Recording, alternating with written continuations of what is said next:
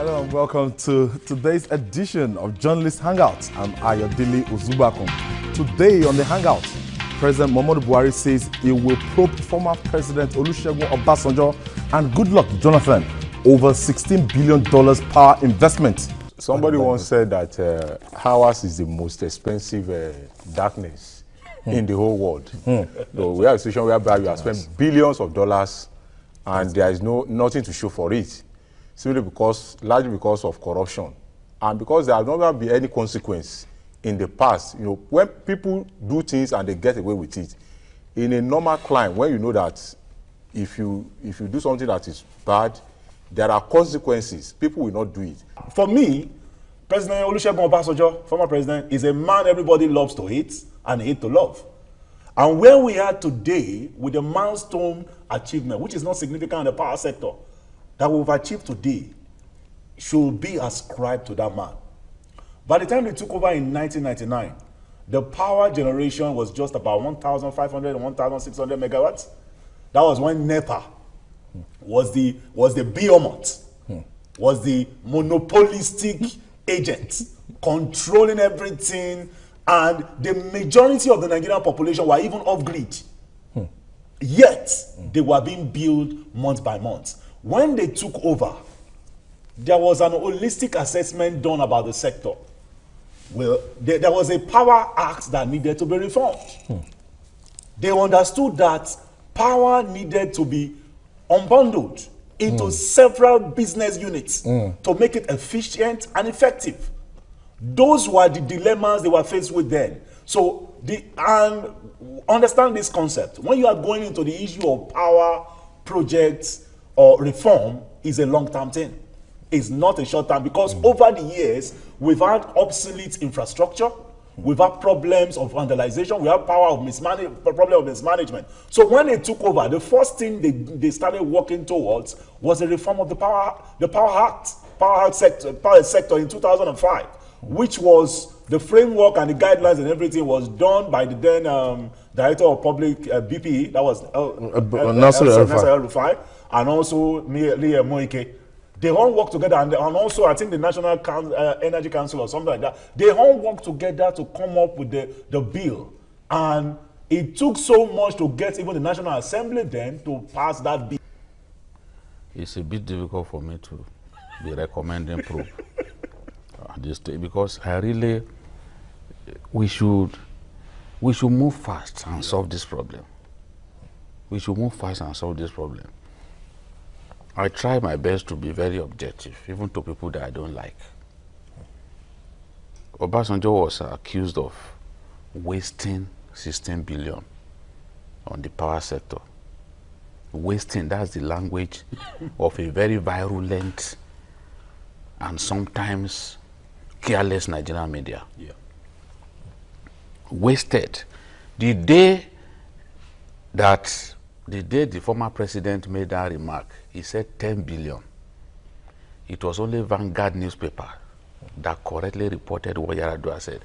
What Yaradua said was that invested without results. Now, even that one is debatable.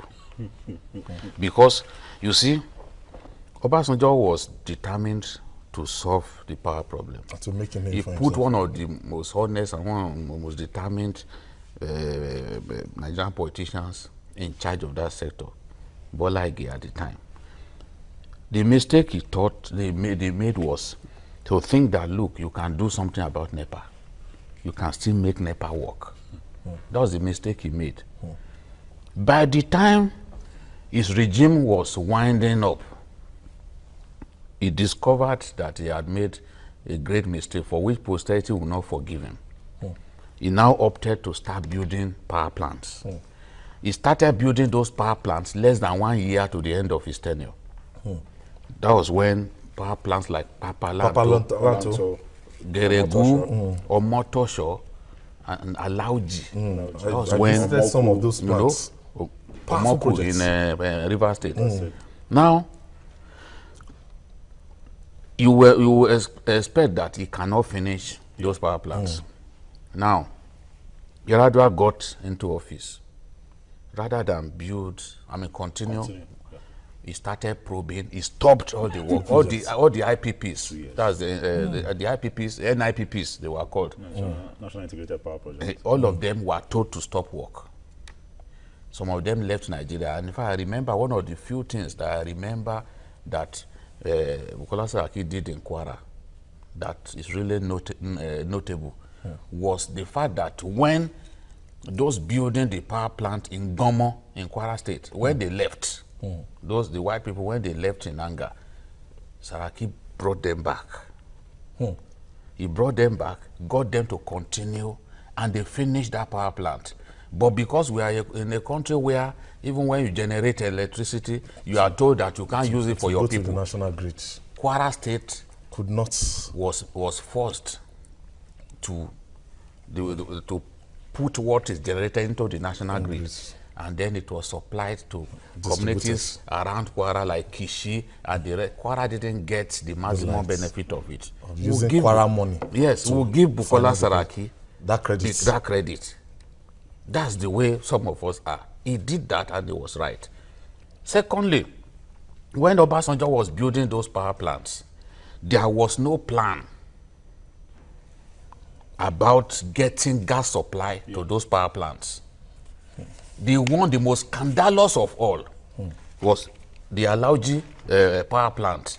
They didn't realize at that time that they will need a new bridge over the Imo River, without which you cannot convey the turbines to the... Common sense. That is, that power plant, Alauji, built by Roxin Engineering, owned by the man who owns Arik. Johnson. We spent so much money, then we had already imported turbines. Turbines were rotting away. Turbines that we bought from General Electric in the US were rotting away at the port. I remember during one of these events, because when I go to an event as a journalist, I will confront the minister. I went straight to the junior minister of power at that time, one Ajia Mohammed, I've forgotten her first name. And I said, you left her turbines to be rotting away. When we came back for another session, the Minister of National Planning at that time, Shamsuddin Usman, the former French teacher who became a deputy governor of CBN, of the central bank, now said, why are you not blaming the people who didn't think deep? That if you must build power plant, the architecture must also include how gas supply gets to the power plants.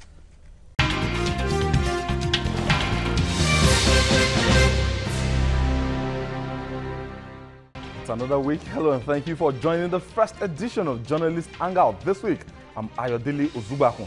Today on the Hangout, Kaduna Governor Nasiru El-Rufai accuses ambitious APC members of leaking his memo to Buhari. The government is not going the way we expected. And those who have hijacked the government didn't contribute to the success of the party. So it is okay for him to write a memo to the president. I didn't have any problem with that. Though my own knowledge of El-Rufai is also a very cunning and smart politician. He's also trying to position himself in a way, because I think one of the reasons why he probably wrote the memo was because he didn't have the kind of access that I thought he would have. He's supposed to be an insider. Yes. But eventually they realized that there is another kitchen cabinet that is determining so many things. Yes. And he now wants to put his fears and complaints in writing. Like Jide said, out of frustration. Yes. So I consider that. Because there is a need, this government, part of the major problem that this government has is that those who are determining the trust of this government are people that are not prepared for what they are doing now. They were not part of those who campaign. They were not part of those who form the party. They were not part of those who have agenda for what they want to do to bring about the change that they claim. Now, maybe that is part of the problem, because the chief of staff and the secretary of state government and some few individuals are not even in government, or they're not supposed to be taking decisions, are the ones taking decisions, which they are not prepared for.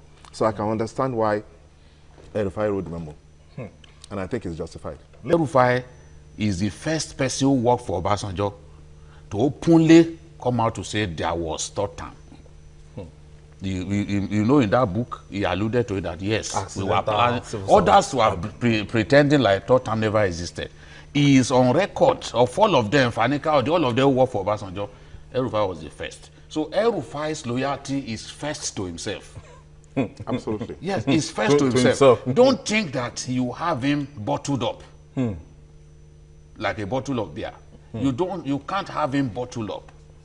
So he says what he thinks he needs to say. And truly, if you look at some of those things, I quarrel with the manner, and I'm not so happy that this thing was exposed in this manner. But you cannot say that he was lying, for example, when he said the president gave far too many appointments to people from the Northeast.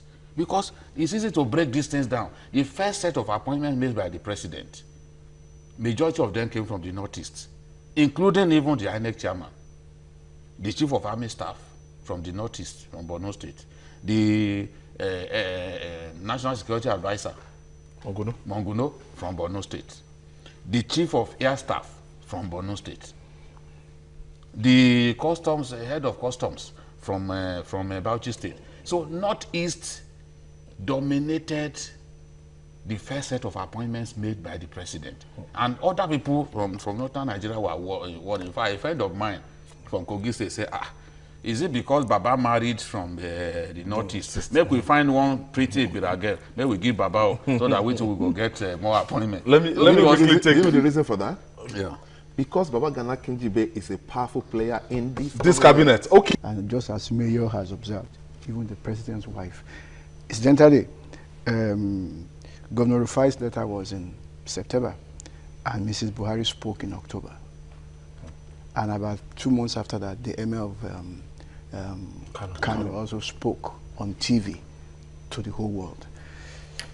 And there's no doubt that from June 8, 2015, when that ruckus happened in the Senate, National Assembly, when the plans of the grandees of APC did not work, that was the beginning of the derailment of the government. From that day on, it has been damage control. And then, unfortunately, from Mr. President, he picked some people whom we probably didn't quite know a lot about, put them in the inner recesses of his government. These are the people who determine even the president's daily schedule, you know, who sees him and all that. And these gentlemen have no stake in APC. I'm repeating myself, they have no stake in the formation of APC. Yes, it is their own personal agenda. They have been waiting in the wings. They used to be, shall we say, courtiers of ANPP and CPC, and then suddenly they found themselves in the center of it all. Power. And they are making decisions such that even somebody that we can call number 2 man in the country sometimes does not even know what may be going on inside of the office. Don't forget there are about 8 or 9 agencies in the presidency. The office of the president is one of the agencies in the presidency. The office of the SGF is one of the agencies. The office of the chief of staff is one of the, and so on. So, and the one who has access to the office of the president is now shutting other people out.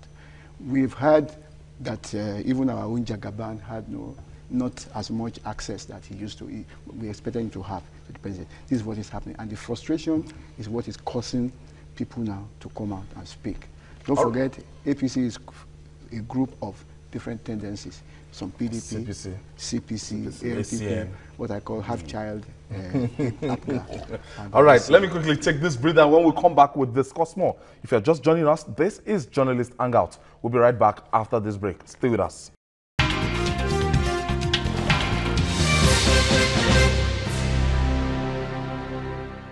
I am Ayodele Ozubakun. Today on the Hangout, fresh crisis dampens hope of reconciliation in the PDP Southwest. It was an irresponsible conflict, you know, between Sheriff and McCarthy. So you will know that by the time they come back, it will be difficult to forgive one another. And I've said it that at the point when the chairman, like the pro tem chairman, McCarthy, said, look, we will reconcile, we'll bring everybody back. I knew it was easier said than done. Because it would be extremely difficult to reconcile people who went to great lengths to fight one another. That's what Sayo Fayose said. Yeah, that there can be no victor, no vanquished. No, you can see the way, you can see the infantile attitude of Sheriff to this whole thing, because Sheriff clearly does not want to believe that he has even lost the battle.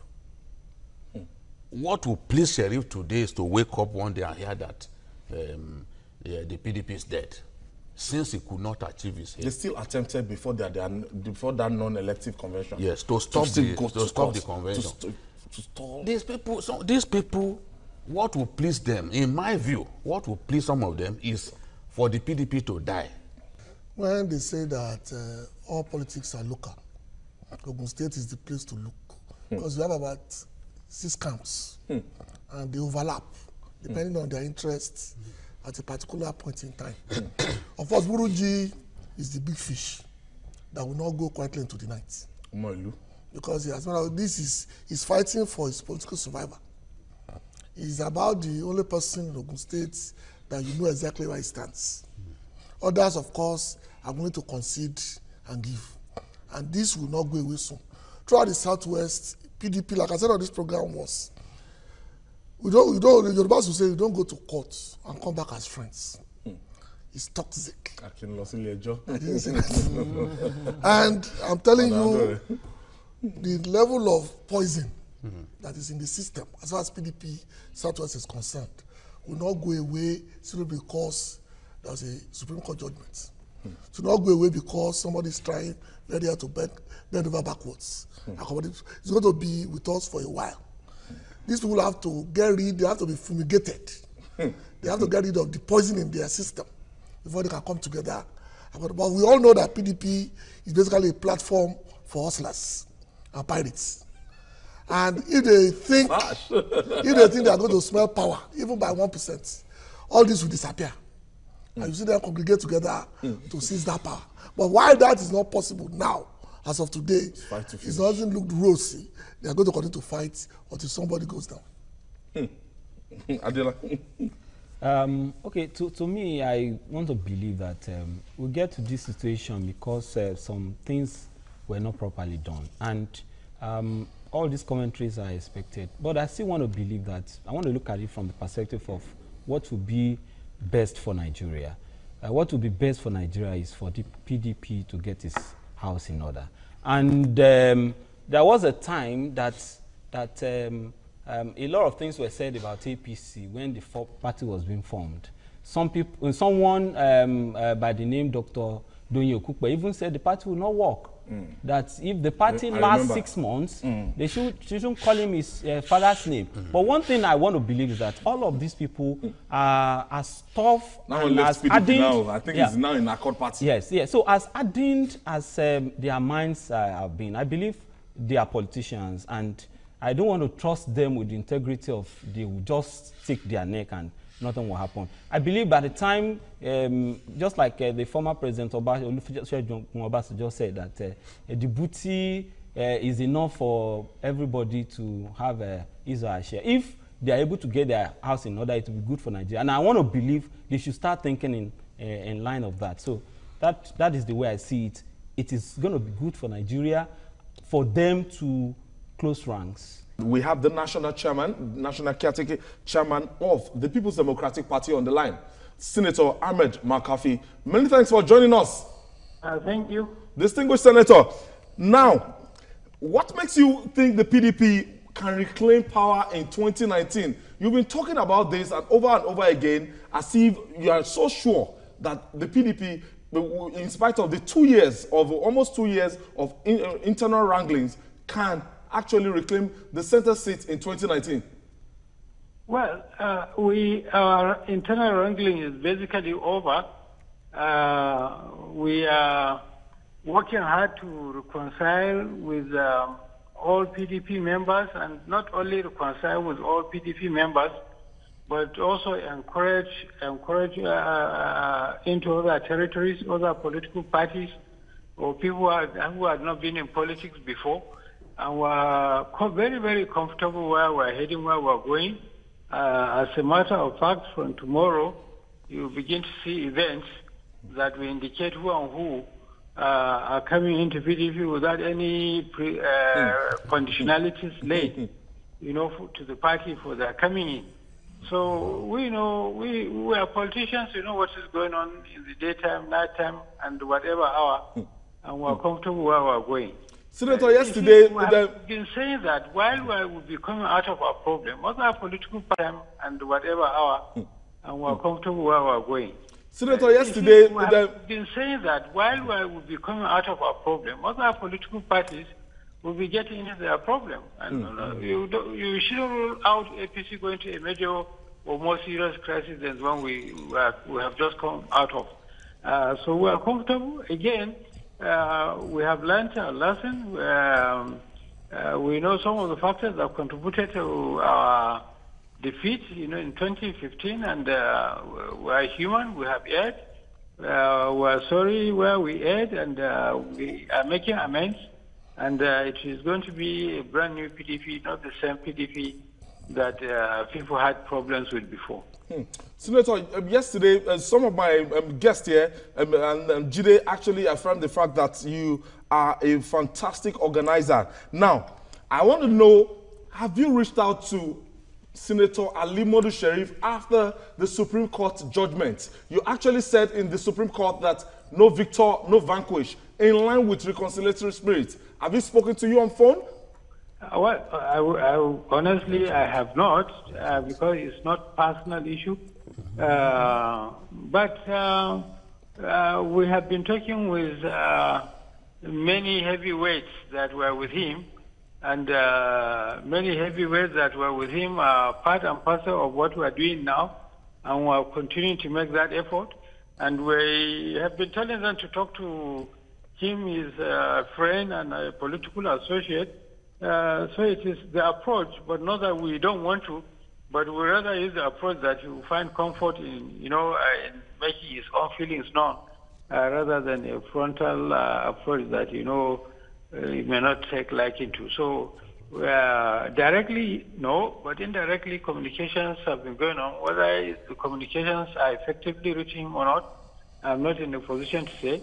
But from what we are seeing, heavyweights that are known to be with him have also been working with us. I am Ayodele Ozubakun. Today on the Hangout, fresh crisis dappens hope of reconciliation in the PDP Southwest.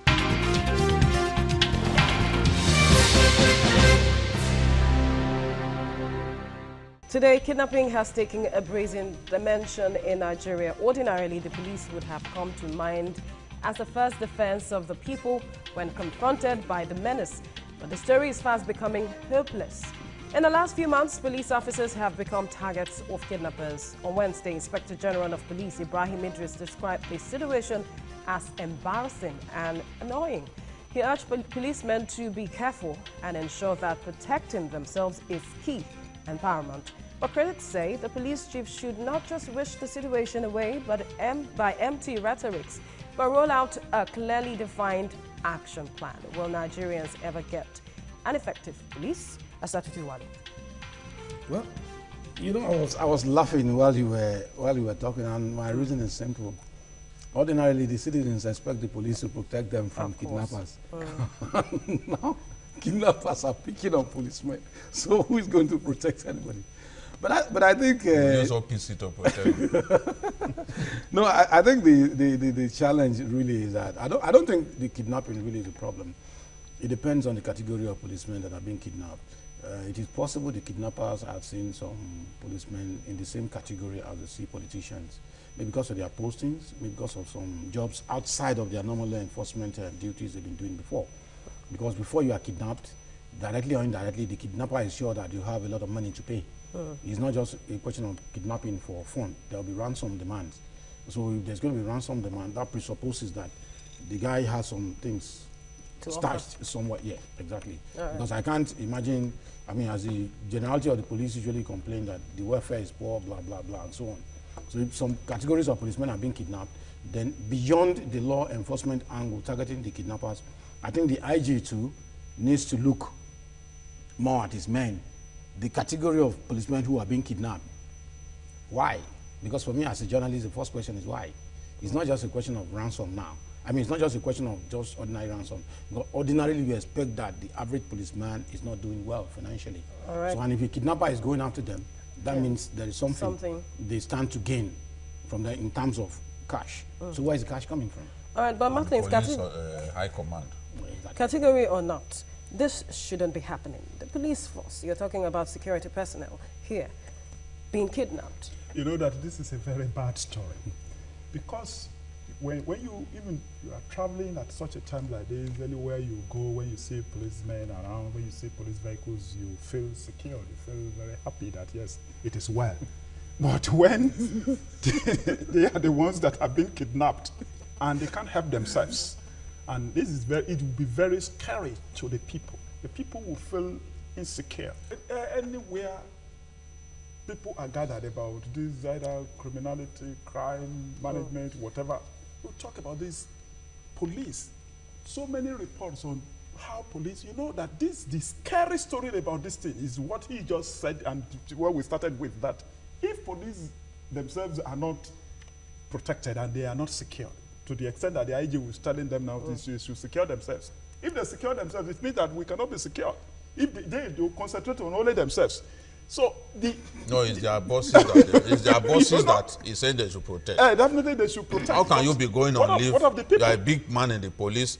Some of them are driving in their private vehicles, their SUVs, and you are driving alone. Every day, you yourself here, you will be reeling out the inadequacies. When you deal with police, we go to police station, sometimes they don't have paper to even record your case. You look at the rickety vehicles they use sometimes. Yeah, you find some good ones in Lagos alone. And then that one will continue to lead us to what does the federal government want to do with police to protect 180 million people? State police. The shame of it all is that the people who have a responsibility to protect you and I are themselves vulnerable to being kidnapped. So, but he is saying that they must protect themselves. You have no business protecting other people without protecting yourself. You don't think that because you are a policeman, you are insulated against kidnappers. So kidnappers have taken the war to the door of the police. That's a challenge. That is the thing. So if you are saying, oh, we are going to wipe out, and you know the IG in the last few months has been talking about the need to wipe out these boys. He's been talking about the need to make the law more punitive. So the guys have now said, okay, you are coming after us, so we are not going to wait. We are taking the door to you. So it is designed now to really unsettle the IG and to show that even his people are vulnerable. So for us, the IG's concern should not even just be about his own people.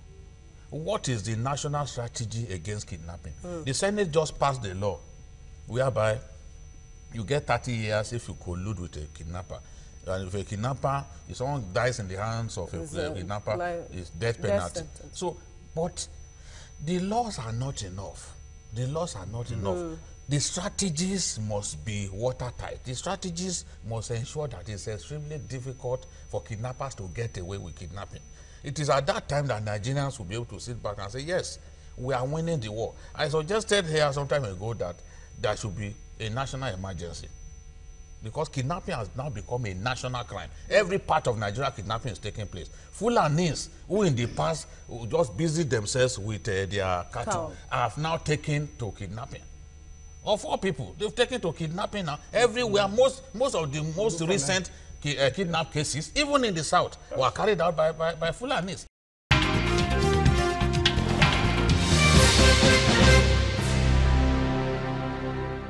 Abajide, you were on tour with the Nigerian Air Force. Just start from how it started.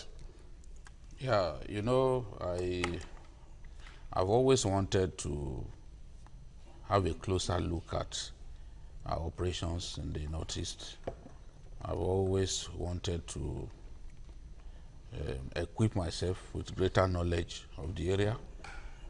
That was why I went to Sambisa on my own, unassisted by the army, last year. I went to Konduga unassisted, without military escort. And it was at the last checkpoint that the soldiers asked me that, did you tell the commander that you are going to Konduga? Because even on the roads, you find the roads are empty. Nobody will take that risk without being assisted. You know, and we had to find a lie to tell to the soldier. Otherwise, I would have been arrested. And then I went to Yobe State, and through Goneri, I entered Sambisa Forest, and I took pictures in Sambisa Forest. This time around, I decided that I had to go with the Air Force, witness their activities, their bombings, have another look at Sambisa. You know, the Air Force has been doing a tremendous job. I just wanted to be closer this aircraft, was this the aircraft you guys flew in? No, this is a Mi-35P, the ground attack helicopter of the Nigerian Army. It's a brand new aircraft. Okay. It's a terror to the Boko Haram elements. The one that took you on reconnaissance? The one that took me on that reconnaissance is the one that you are seeing in this picture. You can see that's the pilot of the reconnaissance plane, the ISR, you know, showing us the locations on the map before any operation. There has to be briefing. This is where we are going. This is what we are likely to encounter and all that. We are going to Sambisa, so they had to show me the map to say these are the areas that we'll go to. And after we left Sambisa, we were flying over Sambisa for 3 uninterrupted hours. That's to tell you the size of that forest. We were flying over Sambisa for 3 uninterrupted hours. And then after that, we went to the Lake Chad area. Some of those communities, because of consistent bombing, you won't find anybody in those communities anymore. For example, the video of Abadam that we got, there is not a single soul walking in Abadam. And Abadam, walking around in Abadam is a very big... What was happening here? This is, this place, this is Maloma, Garden Maloma, that the Air Force bombed a few days back and killed more than 300 people. You can see a woman moving with 2 of her kids. Hijab. Yes. Okay. Despite the carnage, the merciless bombing that happened there about 48 hours earlier, you will see that these people are determined. They still remained in that town. This is in the heart of Sambisa Forest. You will see the woman moving. It was the aircraft that did this recording? Yes, the ISR aircraft. We were watching. We were there, and then it was doing this recording. This is what the aircraft does. The aircraft would identify potential targets and then inform the bombers. The F-7, we have, the F-7 is our supersonic bomber, is the fastest on the fleet of the Air Force. The speed is unbelievable. This one now, this particular one, can't the people that are coming to to bomb, wouldn't they hear the aircraft approaching? This aircraft, the Beechcraft King Air, that they recorded this operation, can fly at 26,000. You know, so at that height, there's no way the enemy can spot it. 26,000. Yes, don't forget we have clouds and all that. At that high altitude cruising, there's no way it can be spotted. Yet it will record something and it will be extremely clear, as you can see. So you can't spot it at that range, at that height, and that's the joy that the Super Tucano that is coming. That's the joy that it gives me, because the Super Tucano can also do this kind of work, spy on the enemy, and at the same time drop his weapons.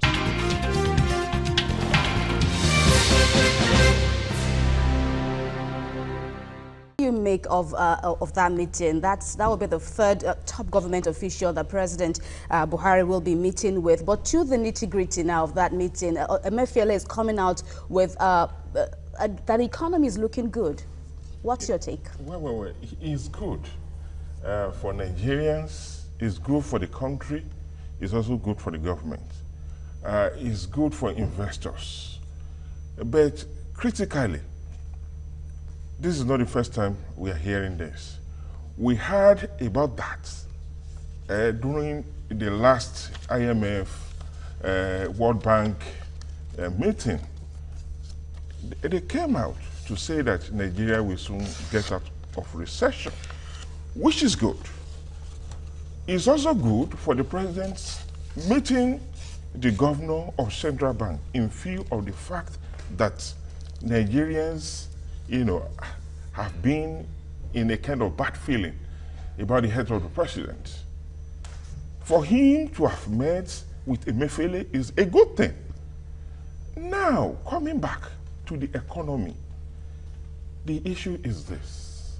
If we are getting out of the recession, if the economy is looking good, well, the Nigerians on the streets should feel it. Things are bad. The issue is this. Not only the fact that things are bad,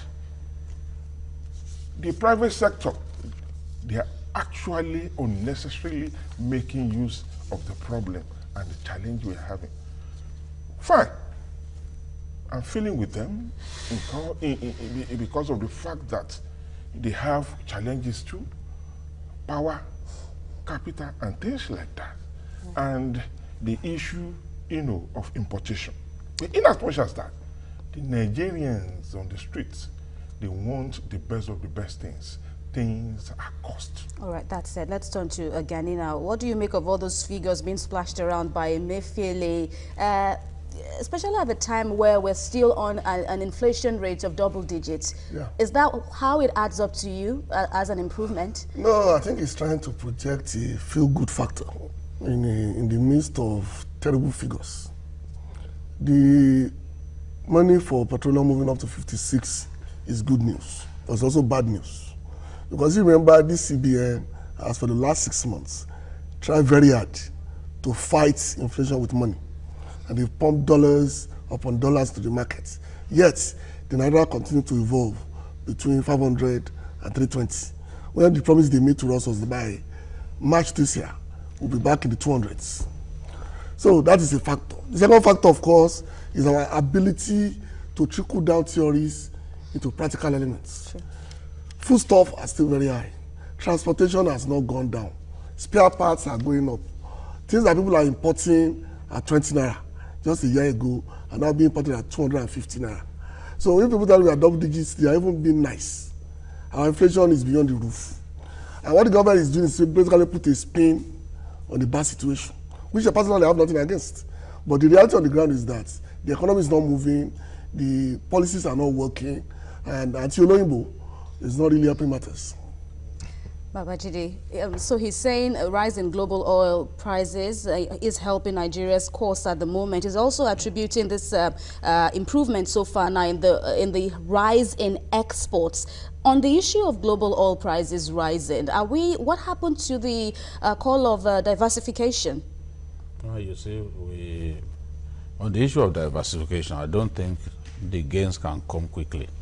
We must admit that the gains can't come quickly. You can't even achieve your goal of diversifying quickly.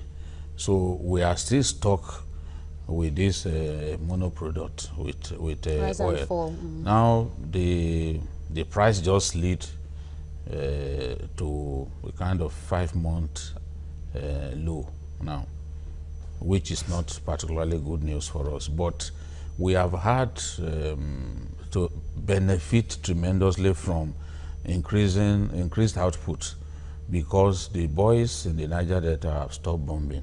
So that also enabled us to export more, because he was talking about improvement in exports. It's still basically petroleum, crude oil that we are exporting.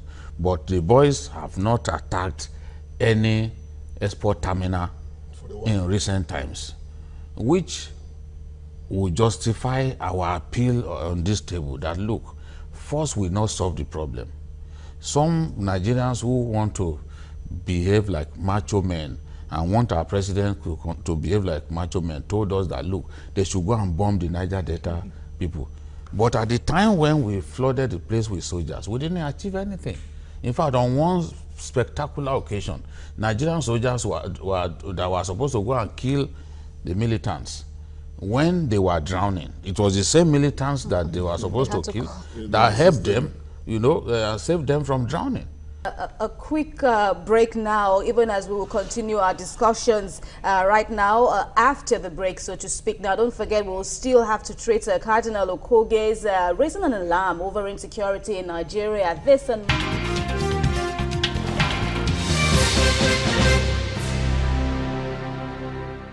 Today on the Hangout, in leaked letter, Kachiku accuses NNPC GMD of $24 million contract award without due process. What is happening in the government of President Muhammadu Buhari? The last time we were here talking about the Minister of Aviation, we're here talking about the Minister of Transport and somebody that is meant to be supervising the aviation ministry, not in the, you know, on the same page with the IGP, with the head of police service, the Ibrahim Mustafa Magu, and the Attorney General, and by extension DSS. You know, in the same government, we are seeing a lot of internal contradictions. And we are even beginning to see some of Buhari's most recognizable friends coming out to tell the world that there is rampant corruption in the administration. Buba Galadima headed Buhari's campaign in 2011. At every opportunity, he goes out to say, oh, there's so much corruption, people are looting massively. So Buba Galadima, on Thursday in Abuja, Buba Galadima said that again.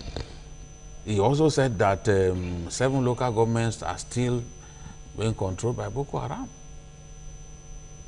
So I really do not know what is going on.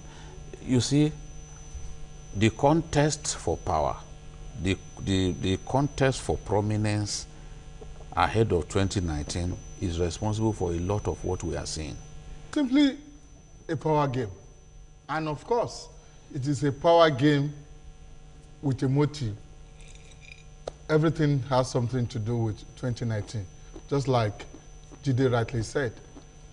What is happening is a case of somebody who feels at least he has the ears of others who are more powerful than his supervisory boss, doing what he likes. Look, this is a simple managerial issue. If you have a boss who has a report, at least a direct reporting authority, and that you have a relationship with, and you know you have access to that direct reporting authority too, and you are more connected to that, you can do whatever you like without your immediate boss. There's nothing is going to do Kachuku to you. is the chairman of NNPC. In name.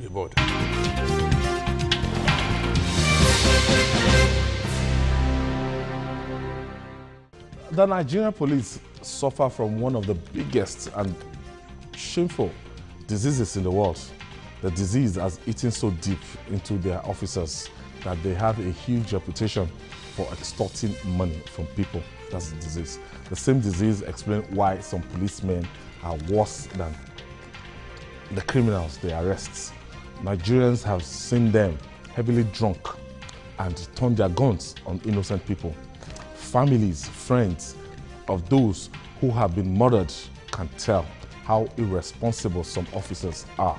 On Wednesday, a Lagos court acquitted 5 innocent persons who were standing trial for murder. The court says the office of the Inspector General of Police deceitfully charged them after criminally substituting the real suspects. Just how do we sanitize this police? This is a very sad case. And you see, what is even more saddening about it is the caliber of people involved. The people the suspect were arrested in Lagos, but later on they said a team from Abuja headed by a DIG. So it was a DIG team that freed the real suspect and came up with the phantom suspect. DIG. And you can imagine if somebody at that top level, a potential IG, a potential IG, get to that rank, just could be involved in such a scandal. That gives you an idea the kind of police force we are dealing with in this country. Because it is, I can't just imagine that anybody will sit down. How much are they going to give you? They don't Is it about money? Is it about justice? They don't reason like that. Because the thing is, when I was reading the story, I was just angry that for God's sake, why can we have this kind of situation in this 21st century? We still have this kind of situation in the Nigerian police force. Of course, we can still cope with the petty 20 naira bribe taking on the road and stuff like that. But when we have a persistent case like this, it means that it's just the Nigerian police force has become irredeemable. Ask yourself, how can people in good conscience behave in this manner? It's murder that we are talking about. Oh. You go and bring innocent people. The people committed the act. You allow them to go. Most likely because they were bribed. You allow them to go and brought innocent people. Now, if these guys had gone to the trial, because it's still police that will prosecute, you frame them up, they will look for you come up with phantom this thing against them, and then cause them to be sentenced. Miscarriage of justice. If the punishment for murder in Nigeria still remains death, you want to kill innocent people. Innocent people. The people who are guilty, who committed the crime, you let them go. You brought innocent people. I've been told that even in SARS, they do it. That if you can pay hefty bribe, sometimes robbery suspects will be allowed to go, then they will bring other people to replace those people. You know, this thing is not new. Remember former AIG Olarewaju in I think around 1999. This was what happened. The police paraded people who were accused of killing Ikazubo at that time. Group Captain Ikazubo. The boy had been in the cell long before Ikazubo was killed. Yes, they went round, raided Lagos, and they picked him up. The boy, you know, he was the son of an estranged wife of A.I. Olarewaju, bore him that child.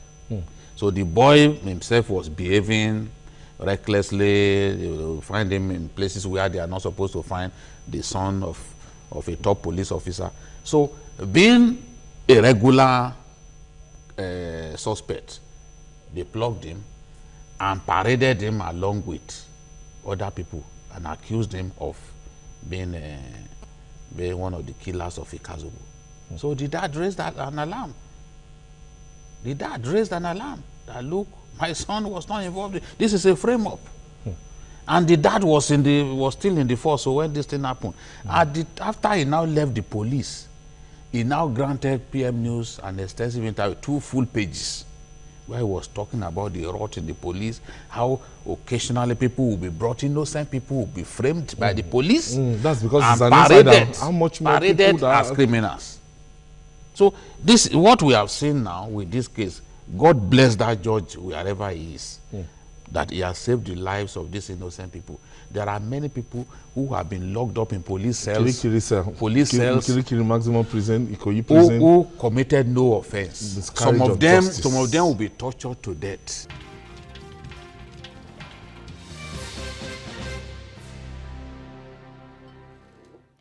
An American writer John Steinbeck famously said, all war is a symptom of man's failure as a thinking animal. The American might have used strong words in his quote, but the logic in his thinking is as true as the fuel crisis in Nigeria today. Perhaps if those on the saddle had thought ahead, the fuel crisis crippling the country could have been avoided. Even when journalists screamed from rooftops, no one seemed to pay any attention. A few weeks to Christmas, Nigeria slipped into a fresh crisis that rubbished government's efforts at cushioning the hardship that millions of Nigerians have had to endure, courtesy of a year that's been riddled with so many difficulties. The people are tired, broke, and hungry. There's frustration everywhere, and the sky is soaked with tension. With their backs on the wall, the people took to social media to rant. Today, things are about to change as the federal government has ordered the waiver of port charges for vessels carrying petrol. NNPC has since commenced 24-hour loading and sales operation. And the independent petrol marketers now say the long queues would soon disappear. Vice President Yemi Osinbajo has also, been talking, saying there is no plan to increase the price of fuel. And the National Union of Petroleum and Natural Gas Workers, NUPENG, says there is massive loading of petrol at depots. So this is good news, but why wait until now? We've seen clearly that Mekanti Baru and his people didn't plan at the onset for this time. We've seen they can no longer argue because even a government official proclaimed, we had it on tape, he said, yes, supply is not enough. But at least what is enough, people should not hoard. That is significant because they didn't do what they should have done. Lack of planning was a very, very big issue. And since the NPC didn't plan, we have to now start all these amendments, all these kind of trying to just make things work. It's just like a makeshift, just trying to make things, just an arrangement. We still have to address the main issues. Now, petroleum supply, moving products, the concentration now is Lagos and Abuja because they want to flood everywhere around the states to make products available and everybody get products. But according to even the Ipman man that was here yesterday and he spoke to us even on phone, most Ipman members are yet to get products. They've opened Ejigbo depot according to them, and Ejigbo is loading. At least it could help address some places too, so that everybody don't have to go to Apapa. But the major marketers, we can't ignore them. I keep saying it. Lagos and Ogun State alone, they have more than 900 filling stations. The majors are there, yes. We can't ignore the majors too because they are the big players in this sector. But if we don't have enough supply, because what I still believe now is what is coming in, they want to quickly distribute. Are you sure we still have reserves? So as we are distributing this on the high speed, we are trying to meet up Lagos, meet up everywhere. I should believe that NNPC and whatever arrangement they have, they should also be expecting vessels so that we won't exhaust what we have. And at the end of the day, we go back to square one. A government that will give a concessionary forest allocation to people to embark on pilgrimage should be able to provide, give that kind of concession to people who need to bring in products. Less people who are abusing marketers and all that, I sympathize with them because it's the height of ignorance. Now, these are Nigerians like us. They have blood flowing in their veins. A lot of these people brought in products, during the subsidy regime. They have legitimate claims. We have refused to pay a lot of them. Legitimate claims going back to 2016, we have refused to pay. And these guys are walking around, some of them took money from banks. You didn't pay them. They are walking around, you've destroyed their businesses, and people are out there, you are demonizing them. Nigerians are abusing them. Oh, it's marketers, they are demons. We've come up with a budget for 2018. What these marketers are being owed was not appropriated for, which means we have no plan to pay them, and they've supplied. So if NNPC is actually a serious organization, you should be able to differentiate between dubious marketers and decent marketers, those who do their businesses diligently. and pay those ones who do their businesses diligently. You can't tie everybody with the same brush. My own concern, as somebody who has supported this government from the beginning, is that the Muhammadu Buhari administration should not be signposted by fuel scarcity, because this is not the first time. Last year, in the first quarter of last year, in March especially, we had this problem of fuel scarcity. It lasted for weeks. So this government should not let Nigerians tag it as a government that allows fuel scarcity to go on and on. So that's why our planning should be better in future. Gentlemen, my boss once again, Mr. Otutoju, thank you very much for joining us this hour, and I'm all official at this point now. Yeah, same here. Tolulokwe, dear colleague, thank you. To and folks, thanks a lot to you callers and all our esteemed viewers. We really appreciate you for keeping us company today. Of course, another interesting episode awaits you tomorrow. Please keep a date, but you can watch a repeat broadcast of tonight's show at 11, of today's show, I mean, at 11 p.m. tonight. And, of course, watch the program on other platforms showing on the screen and on YouTube at youtube.com/TVC News Nigeria. We'd love to hear from you. Please link up with us on our Facebook feedback channel at Journalists Hangout at tvcnews.tv. I am Kemi Fola Adeyemo. Thanks a lot for watching. Bye for now. God bless Nigeria.